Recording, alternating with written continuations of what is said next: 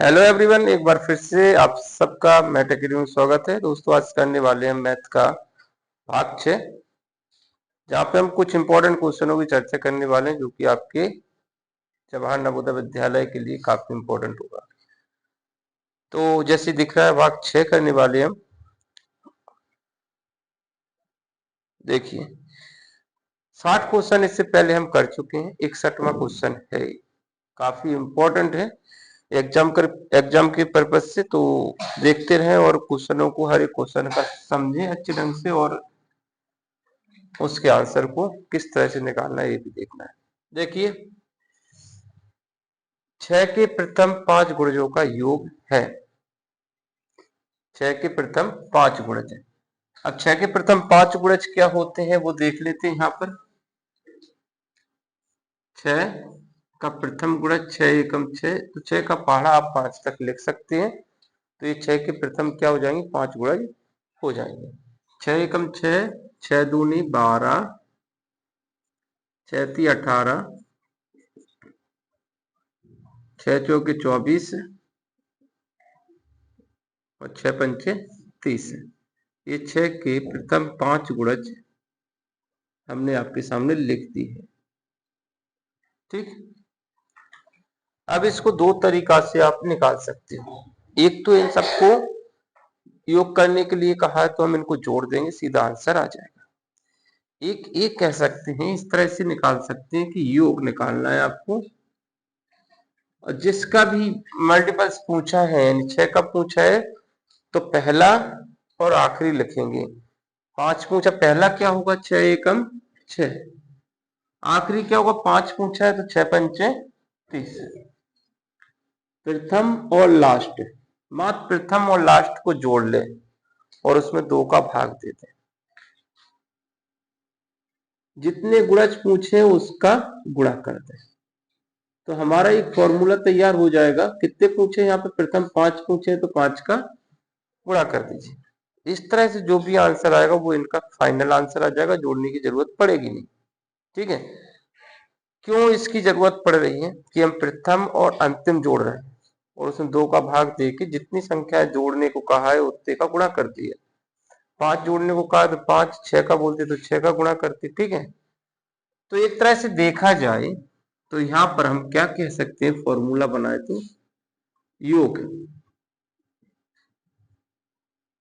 प्रथम प्लस अंतिम बटे 2 गुणा n। n का मतलब क्या है कि कितने नंबर ऑफ संख्याओं को हम जोड़ने वाले हैं। ठीक है, ये तुम चाहो तो फॉर्मूला में नोट कर सकते हो, बाकी ये फॉर्मूला तुम्हें गाइड में मिलने वाला नहीं। ठीक है, लेकिन इससे इस तरह के क्वेश्चन पूरे निकल आएंगे। प्रथम 10 हो, 20 हो, 50 हो, 1000 तक की, क्या जितने भी आप गुणनखंडों का योगफल निकालना चाहे आप इससे निकाल सकते हो।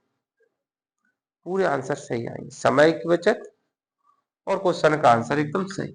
देखिए, 30 और 6 36, 36 में दे दिया हमने भाग किसका, 2 का, तो 18 आएगा। और 18 पंच कितना होता है, यहाँ पर कितना हो रहा है, 6 के प्रथम में ना 5 गुणज है, 36 में 2 का भाग दिया तो ऑप्शन गलत लिख गया इसमें कुछ। 36 इन दोनों का जोड़ बटे 2 गुणा 5, 18 काटा, 18 पंचे 90, सही है ऑप्शन, पहला ऑप्शन एकदम सही है। 18 पंचे कितना होता है, 90। तो यहाँ पे सीधा आंसर आ चुका है, पहला ऑप्शन एकदम सही है। तो देखिए, इससे आप क्वेश्चनों के आंसर निकाल सकते हो। आपको इसको याद कर लेना है, अच्छे से समझ लिया। अब इस तरह के क्वेश्चन अगर एग्जाम में पूछ लेते हैं कि 7 के प्रथम 10 गुणजों का योगफल क्या होगा, अब जितना पूछा है ना उस पर ही फोकस करेंगे। इसको हम मिटा देते हैं, इसका तो आंसर आ ही चुका है। अभी देखिए, अगर मान लो 6 के प्रथम 8 गुणजों का योगफल पूछ लेते हैं, तो प्रथम तो 6 का है ना, तो पहले कितने आ जाएगा, 6। और जितने का पूछा है उतना ही बार पहाड़ा पढ़ देंगे। 6 के प्रथम 8 पूछा है तो 8 छिंग 48, आपको लिखने की जरूरत नहीं पड़ेगी। प्रथम और जितना पूछा है उसका गुणा, तो 8 पूछा है तो 6 8 कितना होता है, 48, 6 8 48। इस तरह से हम क्या करेंगे, आंसर निकाल लेंगे। बटे में 2। 8 का पूछा है तो हम इसमें किसका गुणा करेंगे, 8 का। तो अगर 8 का पूछा होता तो हम इस तरह से इसका आंसर निकाल लेते। अब जितना का भी पूछे आप इस तरह के क्वेश्चन कर सकते हो, ठीक है। तो देखते हैं अगर हम इसका भी निकाल लें। यहाँ पे क्या होगा, 6 के प्रथम 8 गुणजों का योग निकालने वाले हैं हम। कितना हो रहा है ये जोड़े, 54 बटे 2 गुणा 8। इसे काट लो, 4 बार कट गया, 4 चौके 16, 20 21, तो 216 आंसर इसका आ जाता। समझ आ गया। चलो अगला क्वेश्चन देखें। देखिए कुछ ट्रिक जो रहती है उनको भी आप नोट रखा करो, याद करके रखा करो, इस क्वेश्चन को हम इससे निकाल सकते हैं। अगला क्वेश्चन 62वां क्वेश्चन देखें। ये आपके सामने क्वेश्चन है, इसको पहले पढ़ ले। एक राशि 25% वार्षिक की दर से साधारण ब्याज पर कितने समय में अपने से 3 गुना हो जाएगी। अब देखिए इस तरह के क्वेश्चन हमने कई बार कराए, और कई बार क्यों कराए, क्योंकि एग्जाम में पूछते हैं। तो एक राशि 25% वार्षिक दर से साधारण ब्याज पर अपने से 3 गुना हो जाएगी, कितनी समय में हो जाएगी ये राशि 3 गुना। अब सिंपल सा इसको क्वेश्चन हम मौखिक भी दे सकते हैं। 3 गुना कब होगी, जैसे प्रिंसिपल जो होता है वो कितना होता है, 100%। 3 गुना हो जाएगी यानी कितना हो गया होगा, 300%। और 300% हो गया, वो क्या हो गया, अमाउंट हो गया। ठीक, अब 100 से 300 होने में इसमें ब्याज कितना मिल रहा है, 200%। कितना मिल रहा है, 200%। तो ध्यान दीजिए इनका ब्याज निकालेंगे हम। ऐसा ही जो इक्वल टू क्या होता है, अमाउंट माइनस प्रिंसिपल, 300 माइनस 100। इस तरह से हमारा जो ब्याज निकल के आया वो 200% है। जिस समय आप इस तरह क्वेश्चन करना सीख जाओगे तो सीधा आंसर निकाल लेंगे।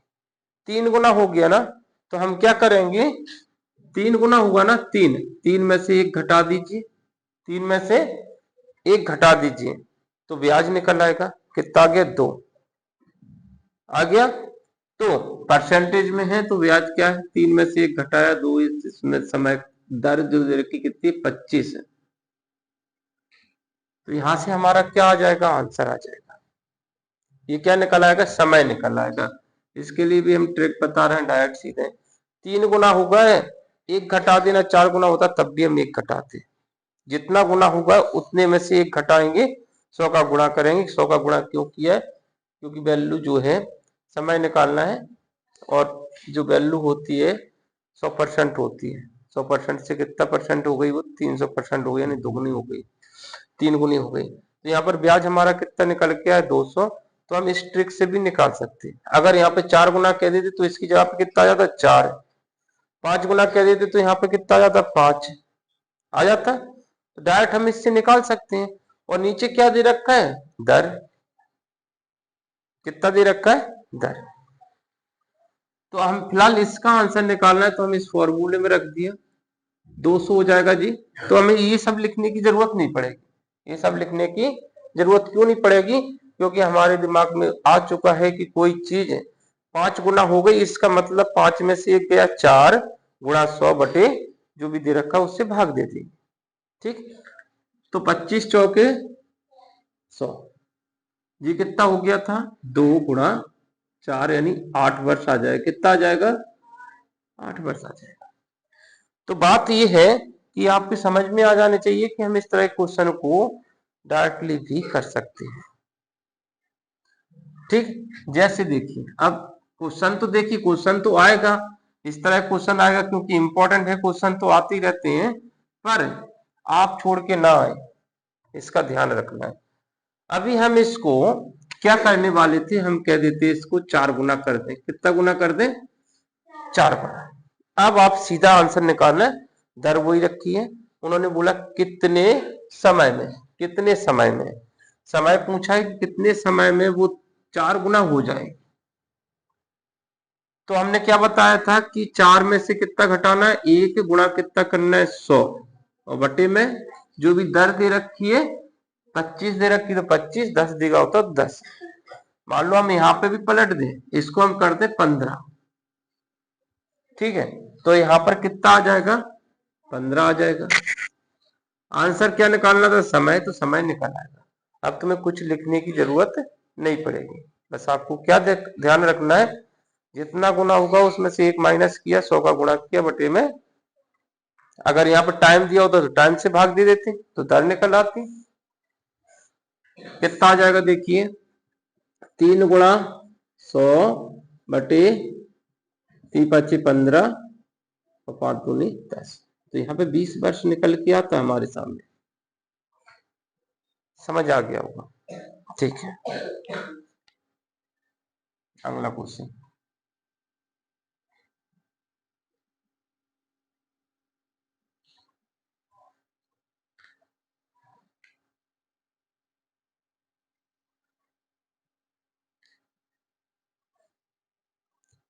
देखिए यहाँ पर कितना लिखा है, 12 किलोग्राम 12 किलोग्राम आलू का मूल्य 360 रुपया है, तो 8 किलोग्राम आलू का मूल्य कितना होगा।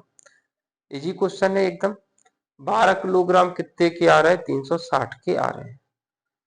तो जब तुम्हें 12 का पता है, कितने का पता है, हमें 12 किलोग्राम का मूल्य पता है कि 360 के आ रहे हैं, तो क्या हम 1 किलो का नहीं निकाल पाएंगे। कैसे निकालते हैं, जब 12 का दे रखा है तो अगर हम यहाँ पर इस 12 को इस तरफ ले जाएंगे तो 1 किलो का मूल्य आ जाएगा। 1 किलो जो मूल्य, 1 किलो आलू जो आ रहा है वो आ रहा है 12×3 = 36, 30 रुपया के। कितने के आ रहे हैं, 30 के आ रहा है। 1 किलोग्राम आलू 30 रुपया के आए, और यहाँ पे पूछा 8 किलोग्राम कितने के आएंगे, तो 8 का गुणा, 8×3 = 24। यहाँ पे भी आप डायरेक्ट कर सकते हैं, ये सब लिखने की जरूरत नहीं पड़ेगी। कैसे, कि जैसे तुम्हें 12 का दे रखा है, 1 का निकाला, डायरेक्ट गुणा किया। अब जितने का भी दे रखा है, 12 का दे रखा 360 और 1 का निकालना है, तो 12 का दे रखा है तो 12 का भाग, 8 का निकालना है 8 का गुणा, तो ये तुम्हारा फाइनल आंसर आ जाएगा। 12 का दे रखा था, 12 को उठा के उस तरफ ले गए तो 1 का आ गया। अब 1 से 8 का निकालना है, तो सीधा हमने क्या किया, इतनी से कैलकुलेशन आपको करनी पड़ सकती है, तो ये हो जाएगा 8 किलोग्राम आलू का मूल्य। तो यहाँ पर डायरेक्ट ही आ जाएगा 12×3 = 36 और 8×3 = 24। तो आपको समय बचाने के लिए थोड़ा जल्दी से इसको सॉल्व भी करना होगा। ये समझाने का थोड़ा सा पैटर्न था, इसलिए टाइम लगता है, पर ये करने में ज्यादा टाइम नहीं लगता। ठीक है, जब आपको आ जाएगा तो आप यही करोगे। नेक्स्ट क्वेश्चन देखते हैं।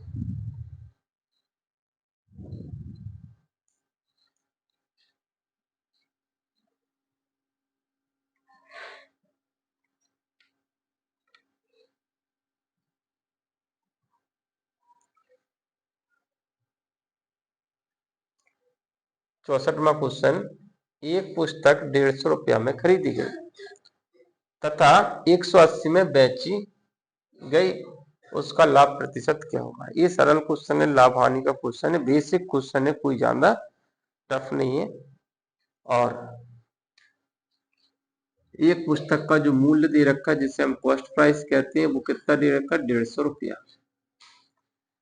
बेचा कितने में है, इसको 180 रुपया में बेची गई, और बेचने को हम बोलते हैं सेलिंग प्राइस। 180 में बेच दिया, लाभ कितने का होगा, तो 150 वाली चीज आप 180 में बेचोगे तो 30 रुपया का लाभ हो गया। यहाँ पे लाभ प्रतिशत पूछा है, तो जब भी हमें लाभ प्रतिशत या हानि प्रतिशत निकालना होता है, लाभ या हानि प्रतिशत कुछ भी निकालना होता है, लाभ या हानि प्रतिशत निकालना हो, दोनों जगह लाभ हानि हानि लिख दिया। लाभ या हानि प्रतिशत निकालना है तो उसके लिए क्या पता होना चाहिए, कॉस्ट प्राइस पर ही निकाला जाता है, चाहे लाभ हो चाहे हानि हो, क्योंकि उसी से हमें पता चलेगा कि लाभ हुआ है कि हानि हुई। जैसे हमने किसी चीज को 180 में बेच दिया और हम बोले कि बताइए लाभ हुआ है कि हानि हुआ है।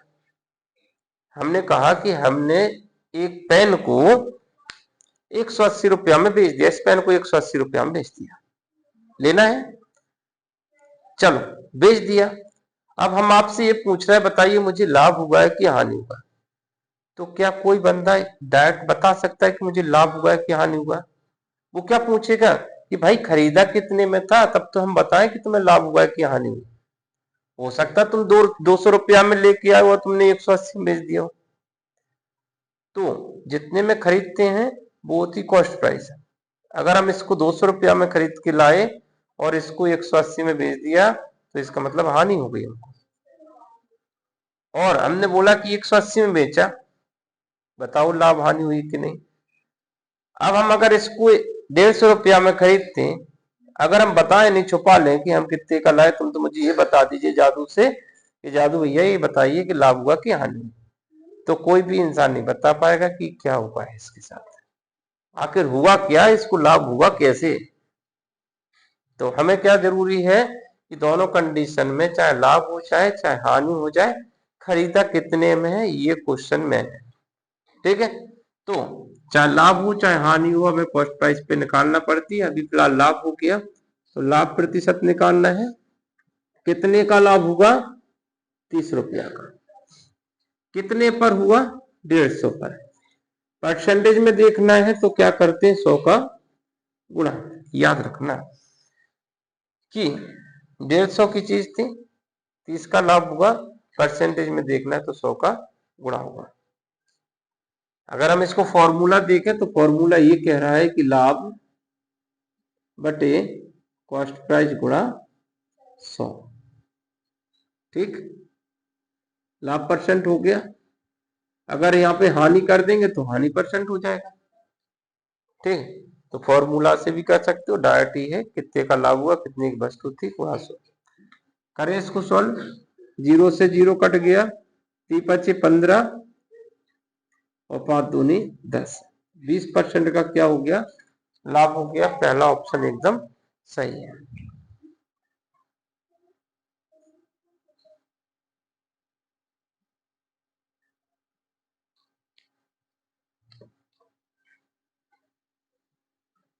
अगला क्वेश्चन देखें।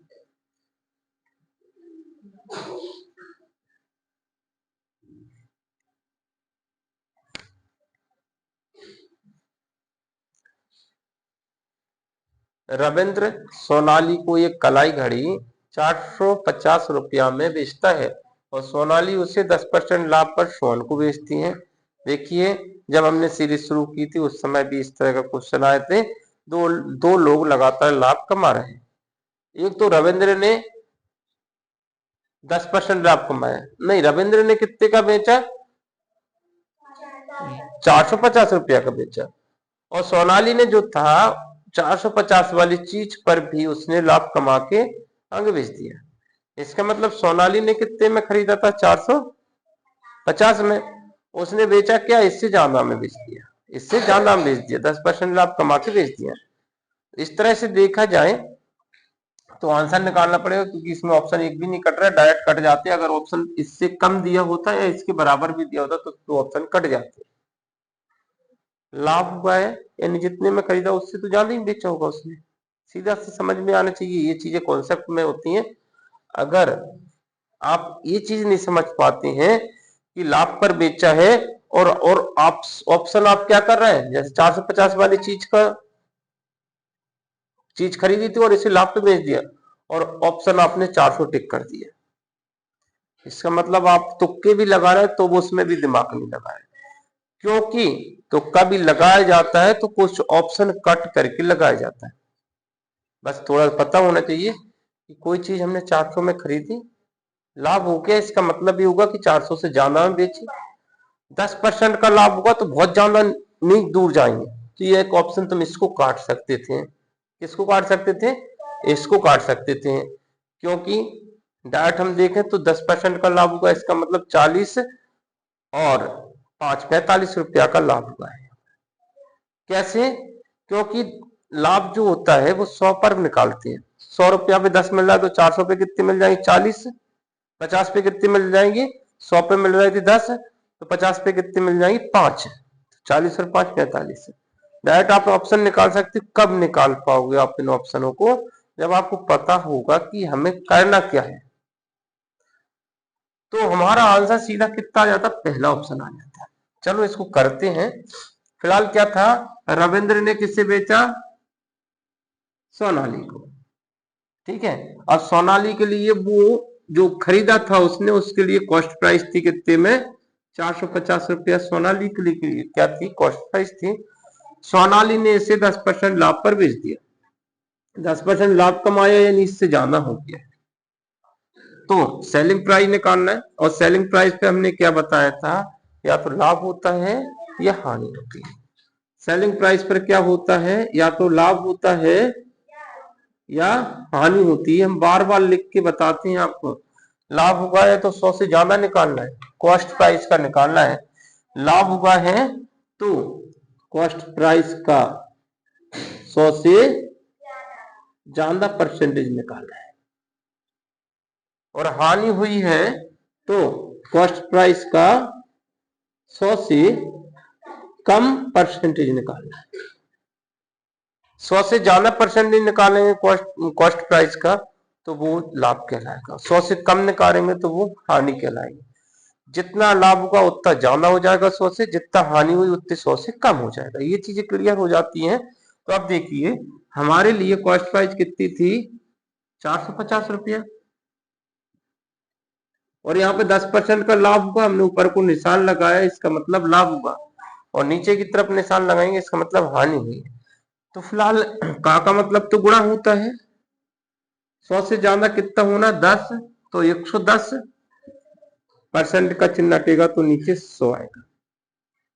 इसे सॉल्व करने में ज्यादा वक्त नहीं लगेगा, इसे कैलकुलेट करेंगे। जब आपको आ जाएगा तो सीधे आप यहीं पे आएंगे, मुद्दे पर आ जाओगे सीधे कि हमें करना क्या है। ठीक है, और ऐसा नहीं है कि हम डायरेक्ट मुद्दे पे आएंगे। जब आप एक एक क्वेश्चन को ठीक से करते जाओगे तो अगली बार जब तुम्हारे सामने इस टाइप का क्वेश्चन आएगा तो आप डायरेक्ट ही उसको सॉल्व कर लोगे। और यही हमारा उद्देश्य है कि आप जब क्वेश्चन पे आओ तो क्वेश्चन के डायरेक्ट जड़ से आ जाइए कि किस तरह से करना है। ठीक है, दोनों जीरो कट गए। अब 11 का मल्टीप्लाई का एक नियम होता है कि 11 का गुणा मत करिए, सीधा ट्रिक में घुस जाइए। क्योंकि किसी संख्या में 11 का गुणा होता है तो वो डायरेक्ट आंसर निकाल सकता है। जैसे देखिए 11 का गुणा करना है, 5 लिख दीजिए, फिर इसको इसमें जोड़ दीजिए तो कितना हो जाएगा? 9 हो जाएगा। इसमें उसके बाद इधर भी किसी में जोड़ देंगे तो एक 4 हो जाएगा। गुणा तो आप कर सकते हो। जैसे देखिए हमने बोला कि चलो इसमें 11 का गुणा करना है। अगर आपको पता होगा कैसे करते हैं गुणा तो आप 11 का गुणा डायरेक्ट कर सकते हो। देखिए कितना आएगा? 3 7 10 का 0 और 12 का 2 और 5 1 6। जब हम इसका मल्टीप्लाई करेंगे तो इतना आ जाएगा। क्या किया हमने? 3 का 3 लिखा, फिर इसको जोड़ दिया तो 7 हो गया। कोई हासिल नहीं, इसको जोड़ दिया तो 10 हो गया। 10 का एक हासिल इसमें आ गई तो ये 11, 11 और एक 12 हो गया। 12 की फिर से हासिल आएगी तो वो कहाँ पे जुड़ जाएगी? इन दोनों में जुड़ जाएगी। 5 का 6 हो गया। तो जब आपको पता होगा मल्टीप्लाई का नियम, ये पता होगा तो आप इसमें भी समय बचा सकते हैं। बीच बीच में छोटी छोटी चीजें आती हैं तो उसका डिस्कशन यहीं पे कर लेते हैं ताकि आपको बना रहे याद। आंसर कौन सा आ गया? पहला। अगला क्वेश्चन देखें।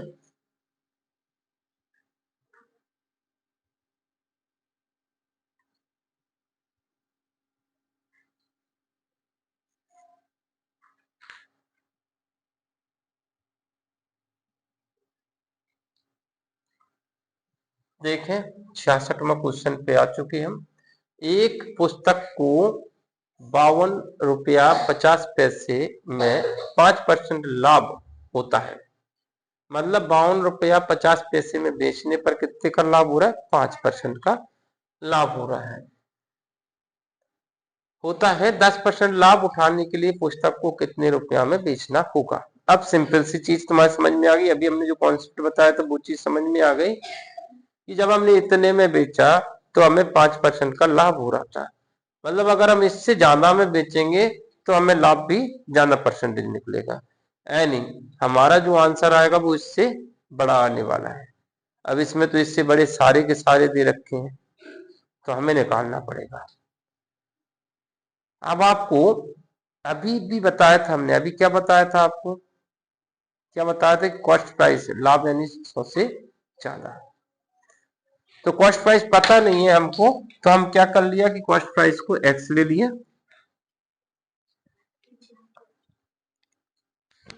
कॉस्ट प्राइस को हमने क्या ले लिया, एक्स ले लिया। और लाभ यानी कॉस्ट प्राइस का लाभ पर है तो 100 से ज्यादा, क्या बताया था, लाभ है तो 100 से ज्यादा प्रतिशत, और लाभ पर दे रखी वैल्यू तो मैं इतनी दे रखी है। अभी हम इसको डायरेक्ट भी बताएंगे, फिलहाल अभी ये कॉन्सेप्ट है, ये कॉस्ट प्राइस लाभ है तो कॉस्ट प्राइस का क्या 100 से ज्यादा। अभी हमने कॉस्ट प्राइस लेकर चला है, कितना लेके चला है कि एक्स है, और एक्स लाभ कितना है, 5% का लाभ है, यानी इसका 105% लिख लेंगे। क्या लिख लेंगे, 105% लिख लेंगे, परसेंट का चिन्ह हटेगा तो नीचे 100 लिख लेंगे। तो ये तो हो गई इसका हल, 100 से ज्यादा 5 था इसलिए। और ये वैल्यू जो दे रखी 5% लाभ पर वो कितनी दे रखी है, 52.50 रुपया। जब ये दशमलव कटेगा तो नीचे 100 आ जाएगा, और ये 100 से 100 डायरेक्ट कट जाए। तो यहां से हमारी जो वैल्यू आ रही वो कॉस्ट प्राइस आ चुकी है, इसको उठा के इधर भेज दीजिए तो हमारी कॉस्ट प्राइस आ जाएगी। एक्स जो इन कॉस्ट प्राइस जो आ गई वो 52.50 आ गई है, 5250। और इसके नीचे हम क्या लिखने वाले हैं, 105। अब इसे काटना चाहो तो आप काट सकते हो, कैसे कि 5 बार में कट रहा है, 105 पंचे 525, तो 5 बार में कट रहा है, एक जीरो बच रहा है, तो कॉस्ट प्राइस जो थी वो 50 रुपया थी। 50 की चीज 52.5 में बेची, 5% का लाभ हुआ। समझ आ गया। अब हमें जो है इस वस्तु को जो हमने 50 रुपया में खरीदी थी उसे हमें बेचना है 10% लाभ पर। क्या करना है, 10% लाभ पर बेचना है, सेल करना है। अब की लाभ पे फिर चाहिए तो 100 का क्या निकालेंगे, मतलब 100 से ज्यादा ही निकालना है तुम्हें, कॉस्ट प्राइस का 100 से ज्यादा लाभ क्या लाता है। दोबारा सेलिंग प्राइस पूछा है तो क्या पूछा है उन्होंने, 50 तो था, का माने गुणा 10% लाभ कमाना है तो 110%, दोनों जीरो कट गए।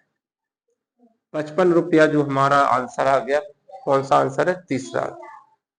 समझ आ गया। तो इतना सारा किया हमने सॉल्व समझाने के लिए, लेकिन जब आपके समझ में आ जाएगा तो इतना सारा करने की जरूरत नहीं पड़ेगी। अब चलते हैं कि हम इसको जब हम होशियार हो जाएंगे, पढ़ते पढ़ते होशियार हो जाएंगे तो हमें कितना करना पड़ेगा एग्जाम के लिए, क्योंकि एग्जाम में समय का इंपॉर्टेंट होता है, समय का बहुत इंपॉर्टेंस होता है।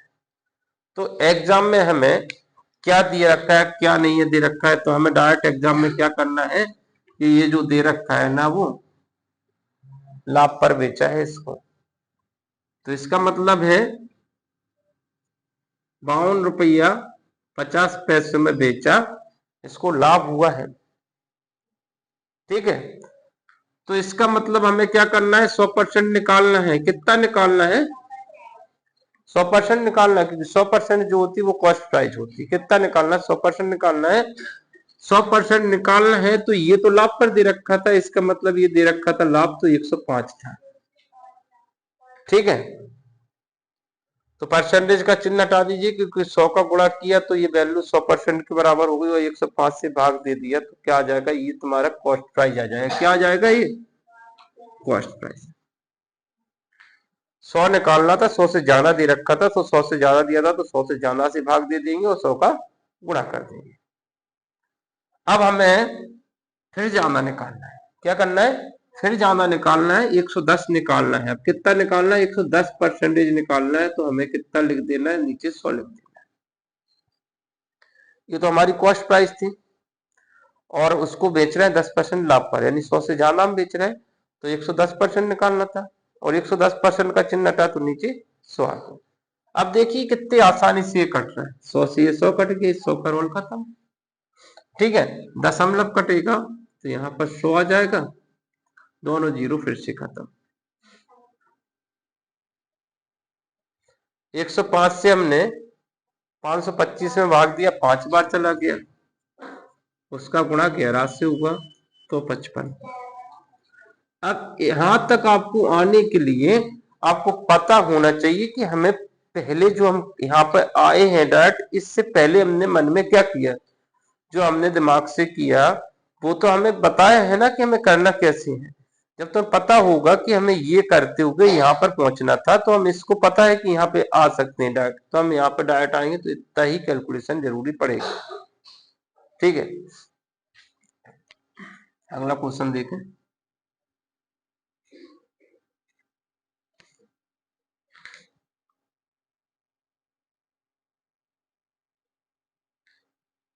बहुत ही सरल क्वेश्चन दिख रहा है पंकज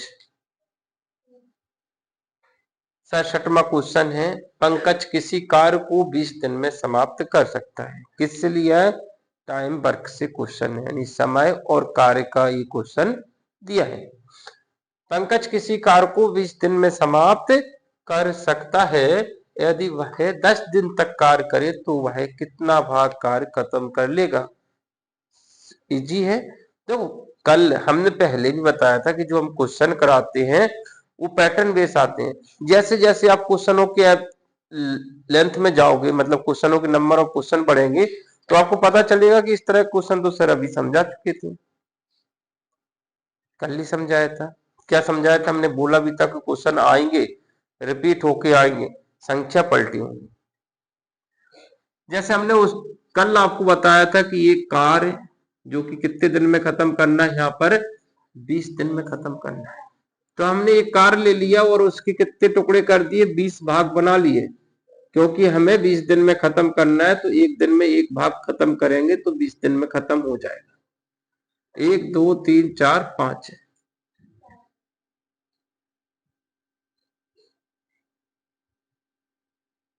तो हमने इसको क्या कर लिया, 20 भाग बना लिया। जैसे कि तुमने कितने दिन काम किया, 10 दिन काम किया, तो एक दिन में एक भाग काम खत्म करोगे तो ये काम पूरा कितने दिन में खत्म हो जाएगा, 20 दिन में खत्म हो जाएगा। लेकिन 10 दिन काम किया, इसका मतलब हमने 10 बॉक्स जो है खत्म कर लिया।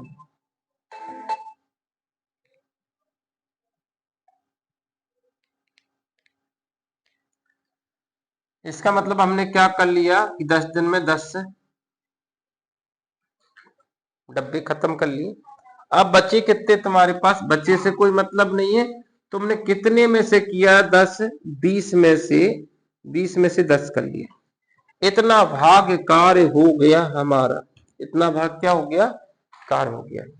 10 किए कितने में से, 20 में से, बिल्कुल वही है, कितने में से किए भाई 10, तो 20 में से 10 भाग, 10 काम कर लिए, 10 दिन काम कर लिया, तो हमारा जो कितना भाग आंसर आ जाएगा, 1/2 भाग।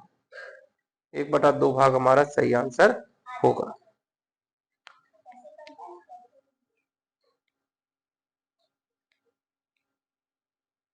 अगला क्वेश्चन देखें।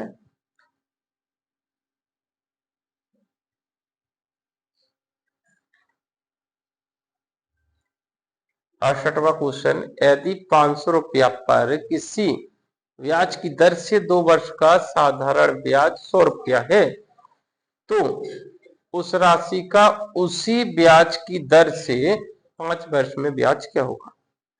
अब इस तो देखिए, जब तुम्हें साधारण ब्याज आता है तो क्वेश्चन भी आता है। अब यहाँ पर तुम्हें सारे फॉर्मूले की जरूरत नहीं पड़ने वाली, क्योंकि जब तुम सीख जाओगे तो सीधा आंसर निकालोगे। कई क्वेश्चन ऐसे होते कि पढ़ा और आंसर निकला। तो जब तुम्हें पता है कि जो 2 वर्ष का जो ब्याज दे रहे हैं वो कितना दे रहे हैं, 100 दे रहे हैं। 2 वर्ष का जो ब्याज आ रहा है वो कितना रुपया दे रहे हैं, 2 वर्ष का 100 दे रहे हैं, तो 1 वर्ष का कितना आएगा, कितना आएगा, 50। जब तुम्हें 1 वर्ष का 50 रुपया ब्याज मिल रहा है, तो 5 वर्ष का नहीं निकाल पाओगे आप क्या, 5 वर्ष का निकाल नहीं पाओगे क्या? तो 5 का क्या कर देंगे, गुणा कर देंगे। यहाँ पर कितना आ जाएगा, 25, यानी 250। आंसर कौन सा हो जाएगा, तीसरा। अब इसको आप अगर फॉर्मूला में रखोगे, दर निकालोगे, फिर उसके बाद तुम 5 साल के लिए निकालोगे तो समय का बर्बादी होगा, क्योंकि तुम्हें पता है जो साधारण ब्याज होता है वो 2 वर्ष का दे रखा है, तो 1 वर्ष का निकाल लेंगे, और 1 वर्ष का निकाल लिया तो हम 5 वर्ष का भी निकाल लेंगे। ठीक है, बात समझ में आ गई? तो इसका आंसर डायरेक्ट ही निकाल सकते थे कि 2 वर्ष का 100 मिल रहा है, 1 वर्ष का 50 मिल रहा है, 5 वर्ष का 250 मिल रहा है। इसका भी डायरेक्ट आंसर आ सकता था, बशर्ते आपको पता होना चाहिए कि हमें करना क्या है। अगला क्वेश्चन,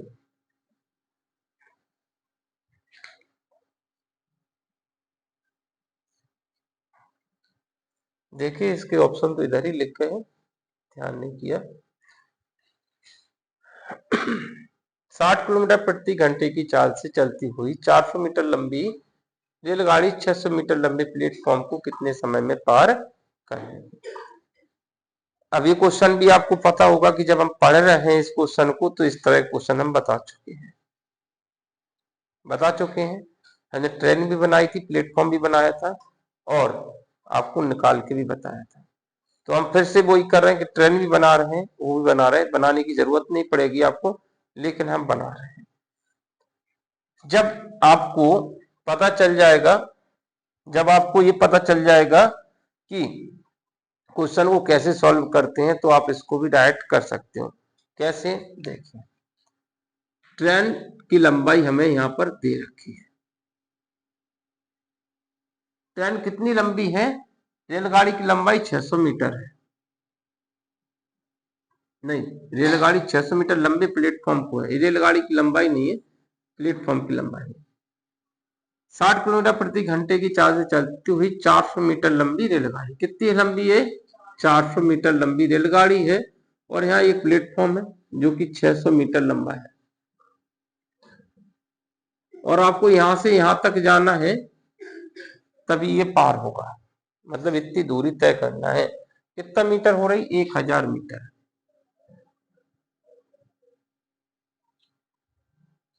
समय पूछा है, क्या पूछा है, समय, और समय बराबर क्या होता है,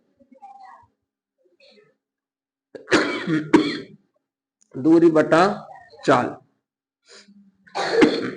आपको ध्यान ये रखना है कि दूरी तो हमने निकाल ली, कितना निकाल ली दूरी, 1000 मीटर दूरी चलना है आपको प्लेटफॉर्म को और रेल की लंबाई को। चाल भी दे रखा है 60, पर चाल किलोमीटर में दे रखा है। किस में दे रखा है, किलोमीटर प्रति घंटे में। और यहाँ पर हमें जो निकालना है वो मीटर में दे रखा है, किलोमीटर को मीटर में बदलना है, तो 5/18 का गुणा करना है। इसको याद रख लोगे आप, जब किलोमीटर को मीटर में बदलते हैं तो 5/18 का गुणा। जैसे 5/18 का गुणा किया तो ये जो आंसर आएगा वो किस में आ जाएगा, मीटर प्रति सेकंड में। तो जो हमारा समय है वो किस में आ रहा है, सेकंड में आ रहा है। किस में आ जाएगा, सेकंड में। अब सेकंड में निकालेंगे, आंसर दे रखा है मिनट में, तो हम 60 का भाग और देंगे, बाद में देंगे। पहले हम इसको कैलकुलेट कर लें, 0 से 0 कट गया, 6×3 = 18, और डबल बटे वाली संख्या ऊपर चली गई, तो ये हो जाएगा 300।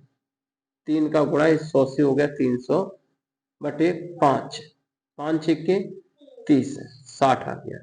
अब जो 60 है वो सेकंड है, क्या है ये, 60 सेकंड है, और हमें आंसर निकालना मिनट में। तो 60 सेकंड को मिनट में बदलने के लिए हमें 60 में किसका भाग देना होगा, 60 का भाग दे देंगे, तो ये मिनट आ जाएगा, 1 मिनट। तो यहाँ पे हमने क्या देखा कि जब हम सेकंड को मिनट में बदलते हैं तो हमें 60 का भाग देना होता है। तो सही आंसर कौन सा आ जाएगा, 1 मिनट, चौथा आंसर। ठीक,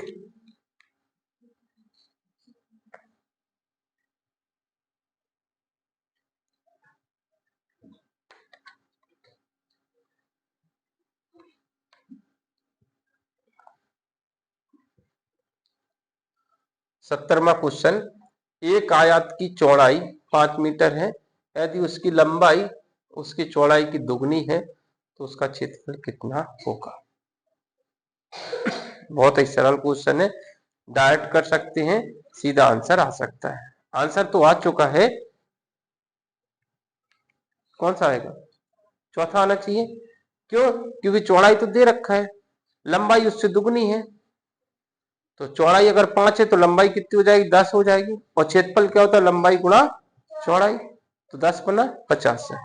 यानी देखिए क्वेश्चन में ये कहा है कि एक आयत है जिसकी चौड़ाई 5 है और इसकी लंबाई जो है उसकी लंबाई चौड़ाई से दुगनी है, चौड़ाई से दुगनी है, चौड़ाई 5 थी तो ये 10 हो गया दुगनी। क्षेत्रफल पूछा है तो क्षेत्रफल कितना आ जाएगा, लंबाई गुणा चौड़ाई बराबर 50 वर्ग मीटर।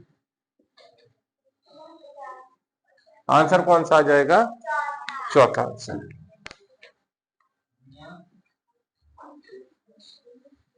अगला क्वेश्चन देखें,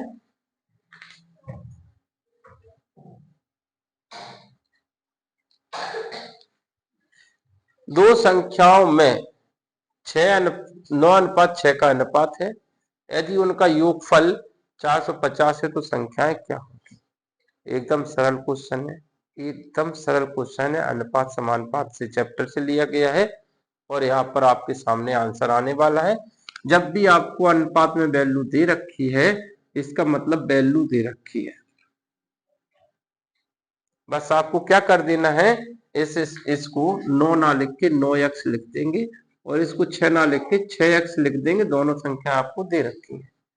योगफल कितना दे रखा है, यानी इनको दोनों को जोड़ा तो 450 दे रखा है, ये भी आपको दिया है, इन दोनों को जोड़ा तो कितना आ गया, 15x हो गया, ये भी आपको दे रखा है। तो 15x बराबर है 450 है, 15 थी 45, 3 बार कट गया, एक जीरो बच गया, x का मान कितना आ गया, 30 है। अब शुरू में तुम्हें पता है कि हमने बता दिया था कि आपको x का मान x लगा देना है, तो ये जो x और 9 के बीच में x जो लगा हुआ है उनके बीच में क्या है, गुणा का चिन्ह है जो कि छुपा हुआ है। तो पहली संख्या जो 9x थी हमने बताया था आपको, तो 9 में किसका गुणा हो जाएगा, 30 का, क्योंकि x का मान कितना निकाला है, 30, तो 9 तिया कितना होता है, 27, तो पहली संख्या 270 आ रही है। आंसर कौन सा होने वाला है। अब दूसरी संख्या भी निकाल लेते, दूसरी संख्या 6x थी, तो हम क्या कर देंगे, 6 में गुणा कर देंगे 30 का, 6 × 18 180, दोनों आंसर आ चुके हैं 270 और 180। आंसर दूसरा ठीक है इसके लिए।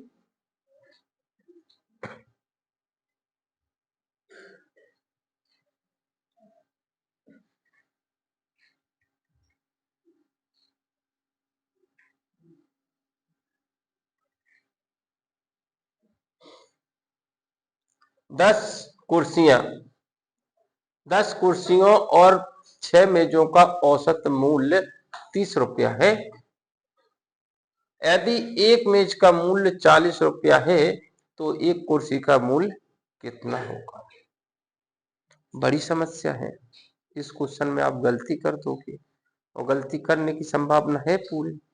क्यों, क्योंकि 10 कुर्सी और 6 मेजों का औसत 30 दे रखा है, कितना दे रखा है, 10 कुर्सी 6 मेजों का मूल्य दे रखा है 30,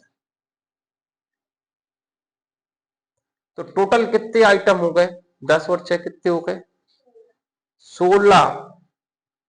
16 हैं। अब जो टोटल दे रखा है तो औसत में हमें किसका गुणा करना पड़ेगा, 16 का, तब जाके आंसर निकलेगा। देखिए 10 कुर्सी, मान लो एक कुर्सी का जो मूल्य है, हमारे सामने एक कुर्सी मान लेते x की आ रही है, कितने की आ रही है, x की, 10 कुर्सियां कितने की आई, 10x की, और मानो हो गया प्लस है, ये मेज मान लेते हैं कि y की आ रही है, तो 6y हो जाएगा, तो औसत है 10 और 6 कितने हो गए, 16, x क्या है, हमने मूल्य माना है उसका, ठीक है। 16 का औसत दे रखा है 30, तो हम 16 30 में किसका गुणा करेंगे, 16 का, तब जाके ये टोटल बनेगा। 16 कितना होता है, 48, अब हम इसको सॉल्व कर रहे हैं। एक मेज जो आ रही वो 40 रुपया की आ रही, मेज बोले तो ये दे रखा है, एक मेज जिसको हमने बाई लिया था, बाई की जगह पे कितना आ जाएगा 40 है, और इनके बीच में क्या है गुणा, तो 10x प्लस 6 1 है, यानी जो मेज लिया था हमने उसे कितना लिया था 22, और 22 बराबर कितना है, एक मेज का मूल्य 40 रुपया है, तो इस 22 की जगह पे कितना आ गया 40। गुणा क्यों आया, क्योंकि इनके बीच में गुणा का चिन्ह है। तो जब हमारे सामने आंसर आ चुका है 6 चौके 24, ये उस तरफ घट जाएगा, तो 10x बराबर 480 माइनस 240, आंसर यहाँ पर 40 बचेगा। कितना बचेगा, 480 में से 240 घट गया, नहीं 240 घट रहा है ना, तो 240 बचेगा। कितना बचेगा, 240 बचेगा। 10x बराबर 240 है, तो x बराबर कितना होगा 24 है, क्योंकि 10 ये गुणा में थी, इधर जाके भाग में जाएगी तो कट जाएगा, तो x बराबर 24 है। और x क्या था, कुर्सी। x जो लिया था हमने, क्या लिया था, एक कुर्सी का मूल्य लिया था, तो एक कुर्सी जो आ रही वो कितने की आ रही, 24 रुपया की आ रही। ठीक है, इस क्वेश्चन में गलती हो सकती थी आपसे, जबकि औसत का क्वेश्चन कठिन नहीं, आसान क्वेश्चन, इस तरह क्वेश्चन भी आएंगे, तो वहां पर देखेंगे, उस समय आपके ये अगर समझ में आ गया तो इस टाइप के क्वेश्चन भी आप कर पाओगे। अगला क्वेश्चन देखें,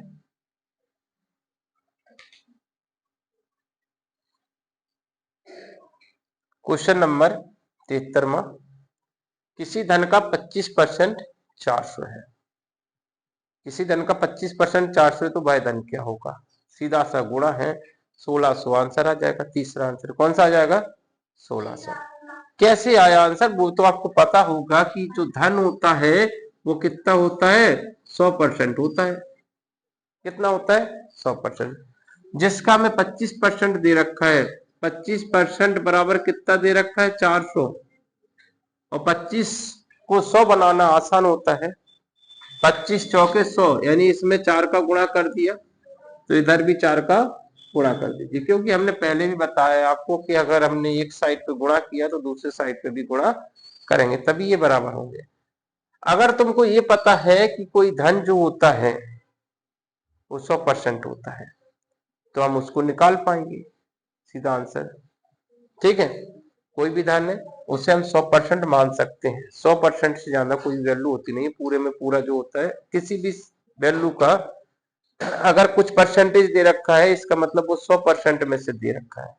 ठीक है, अभी हमने 100% माना था, उसका हमें सिर्फ कितना भाग दिया था, 25% दे रखा था, जो कि कितना था 400 था, और 25 से जब हम इसको काटेंगे, तो इसको काटने से पहले हम 1% निकाल लेंगे, 1% बराबर कितना आएगा, तो 400/25 हमें निकालना है, क्योंकि हमें पता है कि 100 का 25 दे रखा है, तो 100 का 25 दे रखा है, तो 100 का 1 निकाल लेंगे, और 100 का 1 निकाल लिया तो हम फिर 1 का 100 निकाल लेंगे, 1 का 100 निकालना, तो 100 का फिर से गुणा किया, तो यहाँ पर कर दिया, 4 बार कट गया, और 4 चौके 16 होता है, 2 जीरो लगे हुए हैं, 1600 धन था, 1600 का 25% 400 होगा।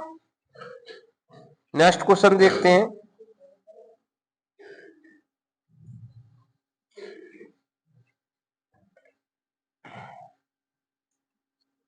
देखिए ये क्वेश्चन है, 8.25 मीटर का 75 सेंटीमीटर कितना प्रतिशत है, इतने का ये कितना प्रतिशत है, इजी क्वेश्चन है। देखिए 75 बोला है, 75 जो है वो किसका है, 8.25 मीटर का, ये मीटर में है, ये सेंटीमीटर है, यहाँ पर क्या करना पड़ेगा, एक जैसा करना पड़ेगा, तो इस मीटर को सेंटीमीटर में बदलना है, तो क्या करेंगे, 100 का गुणा कर देंगे, क्योंकि 1 मीटर में 100 सेंटीमीटर होता है, तो जब मीटर को सेंटीमीटर में बदलना है तो 100 का गुणा करते हैं, मीटर को किस में बदल दिया हमने, सेंटीमीटर में, तो 100 का गुणा किस संख्या में होगा, इसमें होगा 100 का गुणा। ठीक, जब इसमें हमने 100 का गुणा किया है, तो प्रतिशत में पूछा है वैल्यू, किस में पूछा है, प्रतिशत में। 100 का यहाँ पे गुणा करेंगे। जब हम किसी में 100 का गुणा कर देंगे तो वो क्या हो जाएगा, प्रतिशत में वैल्यू आ जाएगी। ये दोनों जीरो से ये दोनों जीरो पूरी तरह से कट गए। अब देखें इसको, ये जीरो कटेगी तो ऊपर 2 जीरो आएंगे, ठीक है। पता है ना, दशमलव कटेगा तो क्या आता है 75, ये दशमलव कटेगा तो ऊपर कितना आएगा 100 आ जाएगा, तो ऊपर 100 आ गया। नीचे कितना है 8 2 5, दशमलव कट चुका है। काट लेते हैं इसको, 5 से काट ले पहले, 5 दूनी 10, 5 एकम 5, 3 बचा, 5 एकम 30, 5 25, 5 से और काट ले, 5 चौके 20 है, 5 ती 15, 5 ती 15, 3 से काट ले, 3 एकम 3, 3 एकम 3, 3 दूनी 6, 1 बचा, 3 25 15, 25 चौके 100, ऊपर हो जाएगा 100 क्योंकि 11 तो कटने वाला है नहीं और नीचे है 11, तो आंसर कौन सा आ जाएगा 100/11%। चौथा आंसर सही है। आज का लास्ट क्वेश्चन देख लेते हैं। यहाँ पे भी ऑप्शन मिस्टेक कर दिया आपने।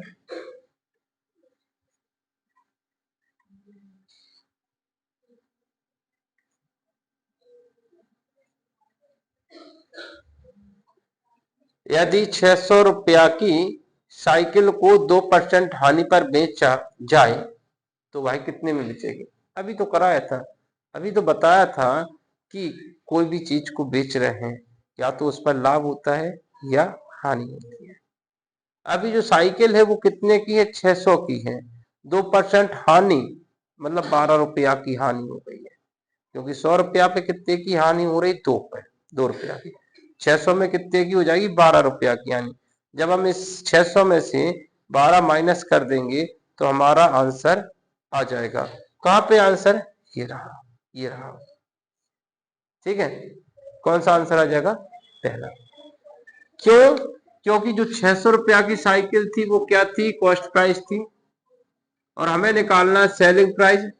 सेलिंग प्राइस पे हमने बताया था कॉस्ट प्राइस पे निकालते हैं, कॉस्ट प्राइस का कितना निकालना है 100 से कम, क्या निकालना है 100 से कम। तो 600 रुपया की चीज थी, 100 से कम कितना करना है 2, तो 98 की बची, परसेंटेज में नीचे 100 है, दोनों जीरो कट जाएंगे, इनका गुणा करेंगे तो आंसर आएगा 6 8 48, हासिल लग गया 4, 6 9 54, 54 में 4 जुड़ गया तो 58 आ जाएगा आंसर 588 रुपया। तो इस तरह से आज की जो क्लास थी वो यहीं पर खत्म करते हैं और इसके नेक्स्ट क्लास आपको कल फिर मिल जाएगी। इसी तरह से वीडियो चलते रहेंगे और आप भी आगे बढ़ते रहेंगे। चलो, thank you for watching this video, next video के लिए फिर से मिलते हैं, तब तक के लिए बाय बाय।